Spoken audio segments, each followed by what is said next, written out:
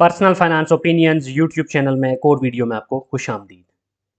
आज की ये वीडियो बड़ी इंटरेस्टिंग है जिसमें हम दो बड़ी कंपनियों के बारे में बात करेंगे जो कि फर्टिलाइज़र सेक्टर की बेहतरीन ब्लू चिप कंपनीज़ हैं, एंग्रो फर्टिलाइज़र और एफएफसी। इन दोनों कंपनियों ने रिसेंटली अपने जो रिजल्ट्स अनाउंस किए हैं हाफ ईयरली, उनके ऊपर हम बात करेंगे और एक कंपैरेटिव एनालिसिस करेंगे और इस तकाबली जायज़े के ज़रिए हम जानने की कोशिश करेंगे कि दोनों कंपनियों ने पिछले 6 महीने में कैसा परफॉर्म किया, उनकी सेल्स और रेवेन्यू की ग्रोथ, उनकी अर्निंग्स की ग्रोथ कैसी रही। इसी तरह जो बाकी उनके रिजल्ट्स हैं, उनकी इक्विटी के अंदर किस तरह की चेंजेस आई, उनके जो एसेट्स और लायबिलिटीज़ हैं उसमें क्या फ़र्क आया और जो उनके कैश फ्लोज़ हैं वो कैसे रहे। वीडियो में आगे बढ़ने से पहले आपसे रिक्वेस्ट है कि अभी तक अगर आपने चैनल को सब्सक्राइब नहीं किया तो इस चैनल को सब्सक्राइब करना मत भूलिएगा, ताकि फ्यूचर में जो भी इस तरह की वीडियोज़ हैं वो आपको मिलती रहें, इसलिए आप बेल आइकन को भी प्रेस कर लीजिएगा। ये जो रिजल्ट्स इस वीडियो में मैं डिस्कस कर रहा हूँ ये कंडेंस्ड अनकंसोलिडेटेड रिजल्ट्स हैं for the 6 months for the period ending on June 30, 2022।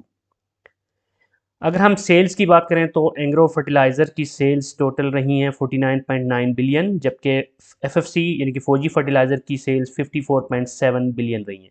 इस लिहाज से देखा जाए तो एंग्रो फर्टिलाइज़र्स की जो टोटल सेल्स हैं वो एफएफसी से तकरीबन 8.69% कम है।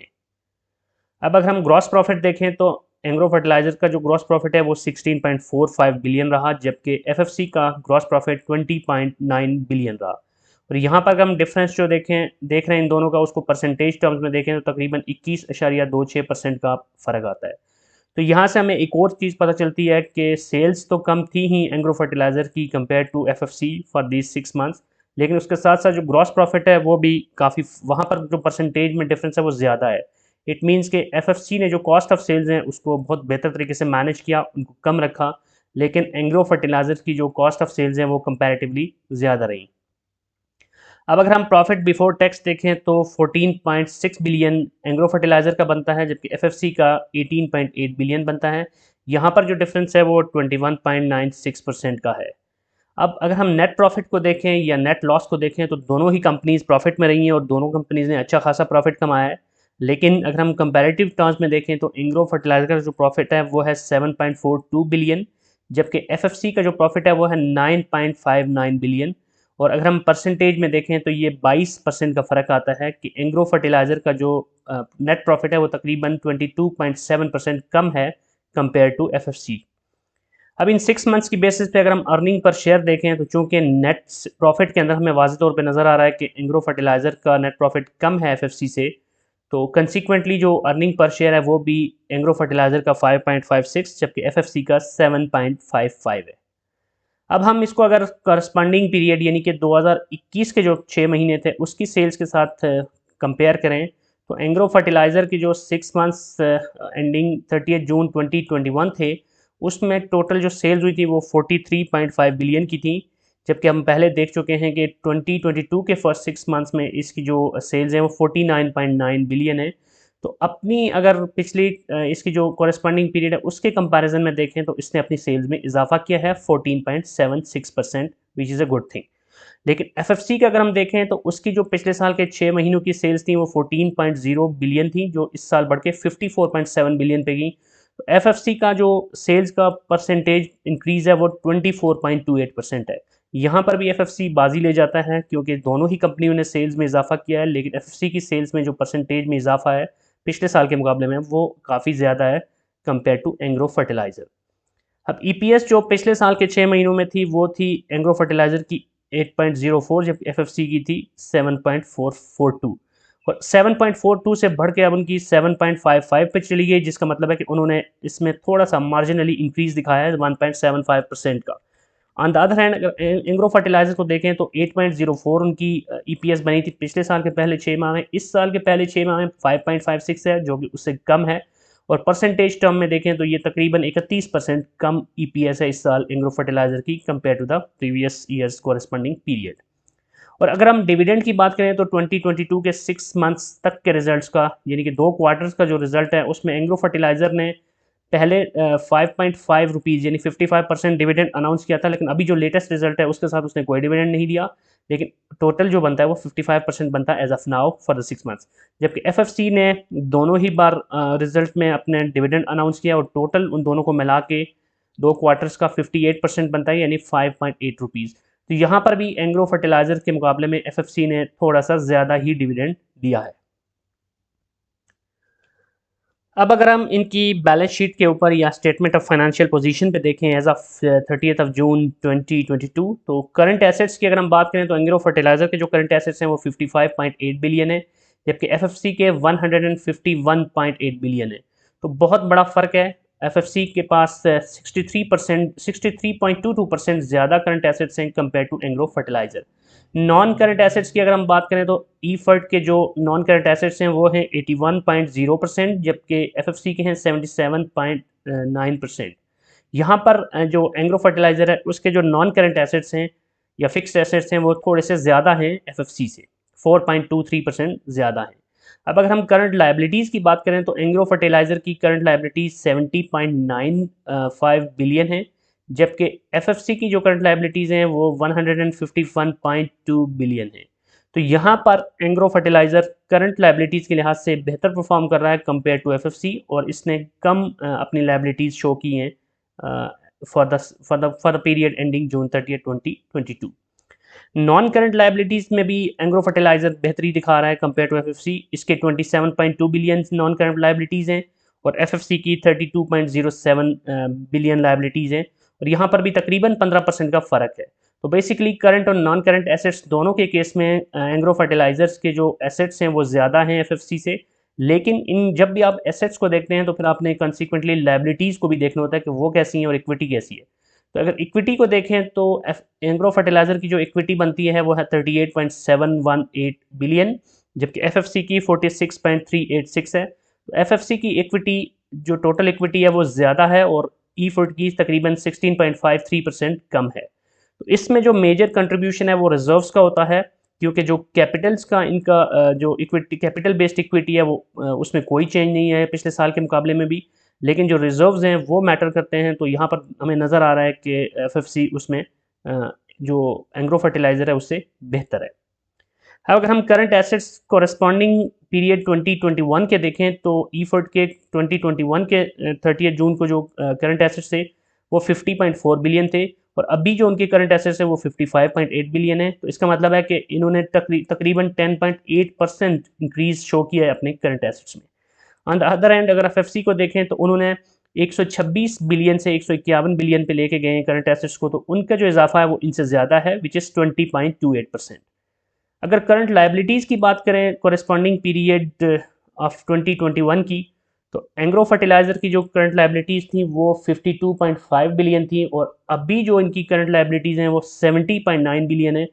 34.97% ज़्यादा लाइबिलिटीज़ हैं इनकी, यही वजह कि मैंने इसको यहाँ पे रेड में शो किया।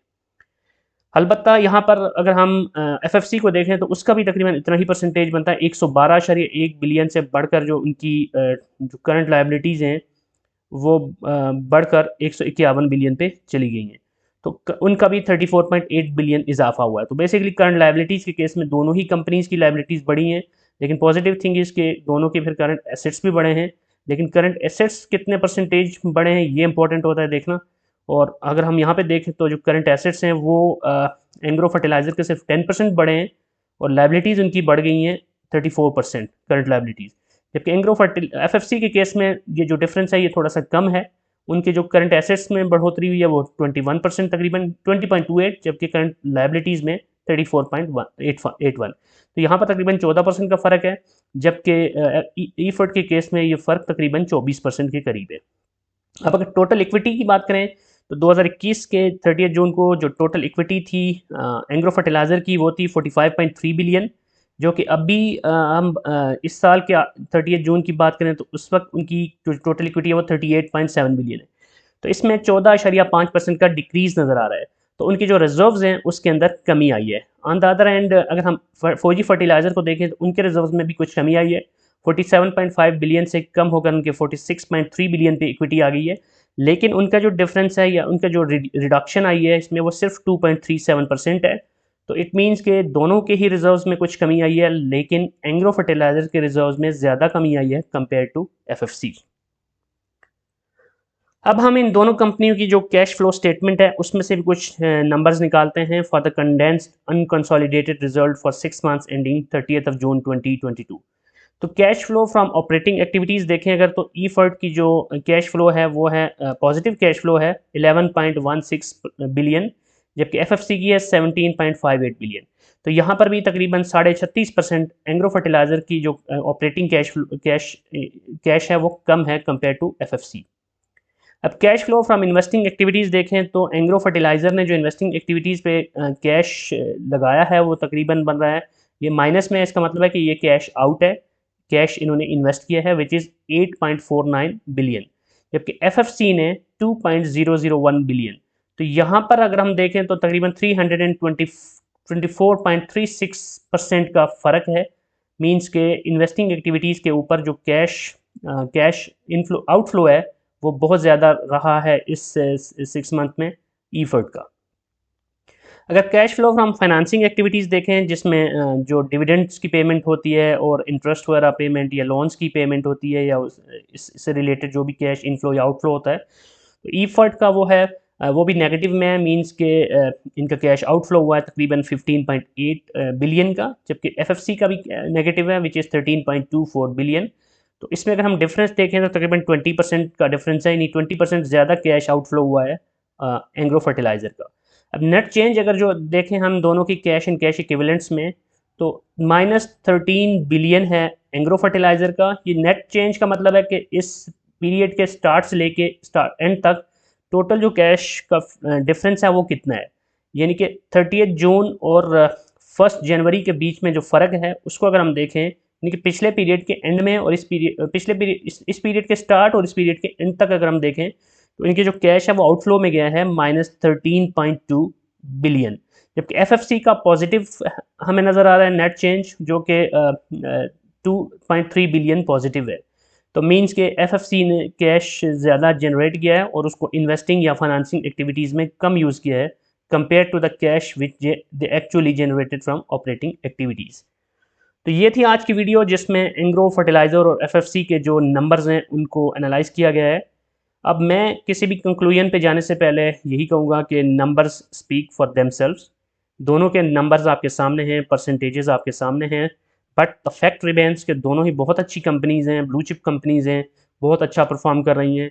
लेकिन पाकिस्तान की जो ओवरऑल इकोनॉमिक सिचुएशन होती है और ख़ास तौर पे fertiliser sector being agricultural country, इसके ऊपर जो इम्पैक्ट्स आते हैं टैक्सेस के हवाले से, प्लस जब मुल्क की इकोनॉमिक कंडीशंस की वजह से जो पाकिस्तान में ओवरऑल ज़राअत होती है उस पर जो भी असरात आते हैं, और इसी तरह इंपोर्ट और एक्सपोर्ट के हवाले से, करेंसी के हवाले से, हर तरह के जो इम्पैक्ट्स होते हैं, पॉलिटिकल इंस्टेबिलिटी के हवाले से, ये सारी चीज़ें बहुत ज़्यादा इम्पैक्ट करती हैं फर्टिलाइज़र सेक्टर को। लेकिन दोनों कंपनीज जो कि सेम सेक्टर में से हैं, सो ये एप्पल टू एप्पल कंपैरिजन आप कह सकते हैं।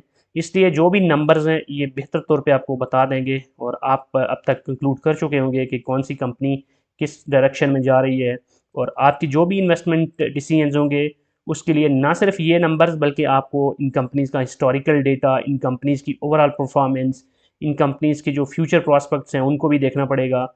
सो decision is up to you. आप अपने तौर पे जो भी बेहतर तौर पे समझते हैं किसी भी कंपनी को, उसमें आप इन्वेस्ट कीजिएगा। That's it from this video. I hope कि जो इन्फॉर्मेशन इस वीडियो में कन्वे की गई आपके लिए हेल्पफुल होगी। If you have any question तो आप कमेंट सेक्शन में लिख सकते हैं। एंड वंस अगेन, अगर आपने चैनल को सब्सक्राइब नहीं किया तो चैनल को सब्सक्राइब करना, इस वीडियो को लाइक करना और बेल आइकन को प्रेस करना मत भूलिएगा। Thank you very much.